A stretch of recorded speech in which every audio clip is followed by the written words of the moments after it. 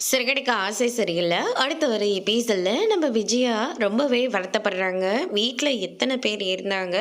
இப்ப யாரும் இல்லாம இப்படி தவியா தவிச்சிட்டுருக்கோமே அப்படின்னு சொல்லிட்டு ரொம்பவே வருத்தத்தோட இருக்காங்க. அதுக்கு அடுத்ததா நம்ம பார்வதிய தேடிட்டு வீட்டுக்கு போறேங்க. என்ன விஜயா? என்னாச்சு? முகம்லாம் இப்படி வீங்கிருக்கு. தூங்குனா தானே? நான் தான் நைட்டு ஃபுல்லா தூங்கவே இல்லையே அப்படின்ற மாரி சொல்றாங்க. நைட்டு ஃபுல்லா தூங்கலையா? என்ன விஜயா சொல்ற? ஆமாம், வீட்டில் யாருமே இல்லை, அவரும் போய் மேலே படுத்துக்கிட்டாரு, மற்ற யாருமே வீட்டில் இல்லை அப்படின்ற மாதிரி நடந்த எல்லா விஷயத்தையும் சொல்கிறாங்க.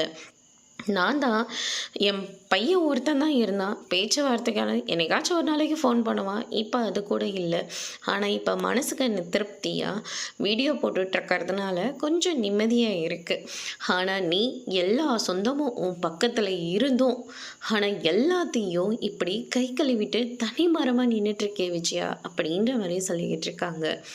ஜோசியம் அது இதுன்னு சொல்லி முத்துவை கொண்டு போய் உன் மாமியார் வீட்டில் விட்டுட்டு வந்த.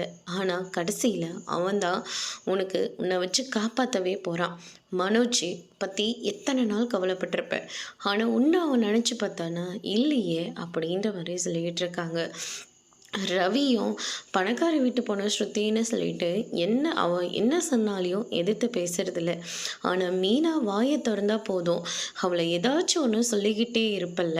ஆனால் கடைசியில் மீனாவும் முத்துவும் தான் உன்னை பார்த்துக்க போகிறாங்க, வேணும்னா நீ பாரு அப்படின்ற மாதிரி பார்வதி சொல்லி புரிய வைக்கிறாங்க. அதோடு இன்னைக்கான பிரம முடிச்சிருக்கு.